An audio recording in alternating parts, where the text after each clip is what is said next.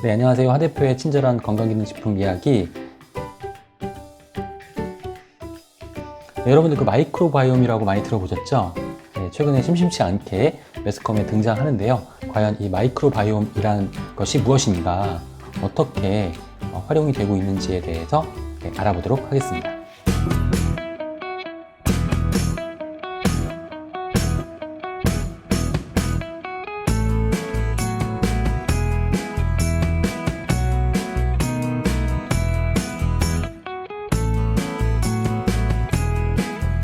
네, 마이크로바이옴은 그 미생물 군집을 의미하는 마이크로바이오타와 유전체, 게놈 혹은 지놈이라고 하죠.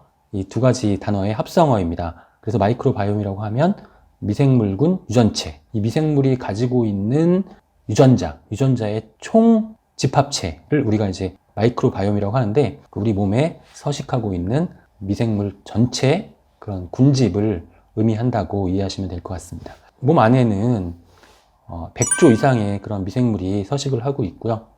또 이러한 미생물들이 가지고 있는 유전자를 모두 다 합치면 인간 유전자의, 사람 유전자의 360배 이상이나 됩니다.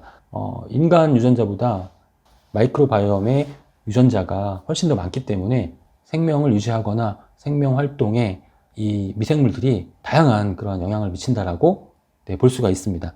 그리고 이제 최근의 연구 결과들을 종합해 보면 질병의 95% 이상과 관련이 있다. 우리 몸 안에 서식하는 그런 미생물의 종류가 10,000가지 이상이다라는 그런 결과들도 발표가 되고 있습니다. 그 마이크로바이옴은 최근에 이제 주목을 받기 시작했는데요.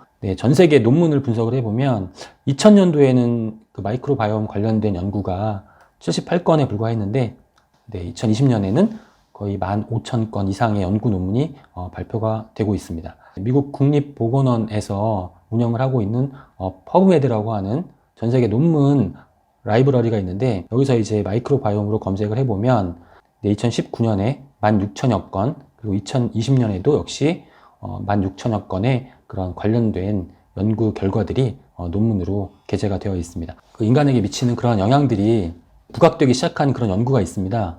미국의 이제 워싱턴 대학교의 제프리 고든이라고 하는 교수가 2006년도에 다음과 같은 그런 연구를 진행했습니다. 이제 비만인 사람의 그 장내 미생물군을 실험용 쥐에 이식을 했더니 이 쥐가 이제 비만이 발생을 했고요. 정상인분의 장내 미생물군을 쥐에 이식을 했더니 이 쥐는 비만이 되지 않았다.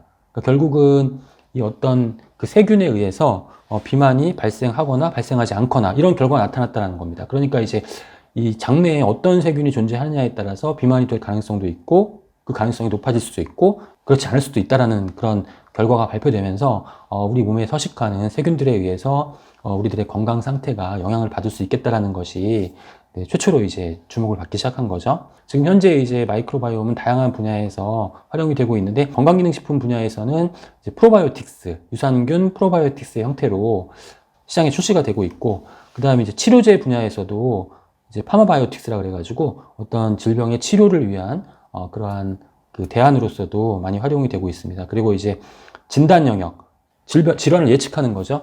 어떤 사람의 몸 안에 어떤 미생물이 존재하느냐를 보고 이 사람의 미래의 질환 발생을 예측하는 그러한 진단 영역까지 활용이 되고 있습니다.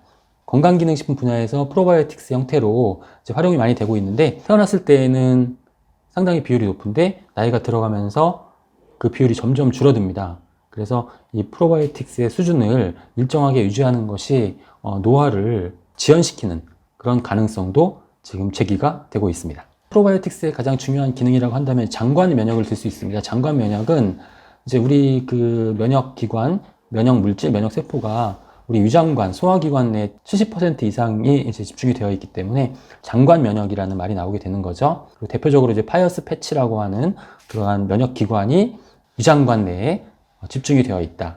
이런 것들이 이제 이 소화기관이 그만큼 이 면역 기능에 중요한 역할을 한다는 것이고, 이 소화기관의 기능을 건강하게 유지하기 위해서 이제 프로바이오틱스가 그러한 역할을 수행할 수 있다는 것입니다.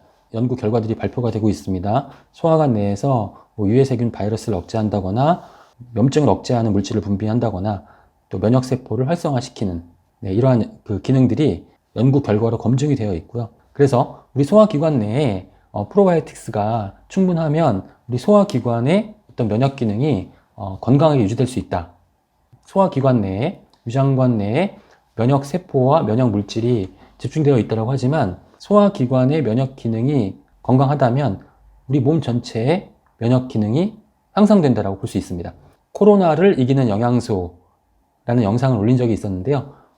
그 부분에 이제 포함됐던 내용인데, 우리가 이제 장내 세균총에 영향을 미칠 수 있는 그러한 바람직한 식생활을 한다면 우리 장내에 유익균이 많아지고, 이런 유익균이 대사활동을 통해서 짧은 사슬 지방산과 같은 이런 대사산물을 생성을 하게 되면 그 면역세포를 자극하게 되고요. 이 면역세포를 자극하게 되면 면역세포나 그런 유익균의 대사산물들이 혈액이나 림프관을 통해서 우리 몸 전체로 이동을 하게 되고, 결국은 우리 몸에 그런 멀리 떨어져 있는 그런 부분, 두뇌라든가 폐라든가 이와 같은 신체 기관에 이제 면역 물질이, 면역 세포가 많이 증가할 수 있다. 그러니까 이제 그 소화기관의 면역 기능이 튼튼해지면 우리 몸 전체의 면역 기능이 향상된다라고 하는 겁니다.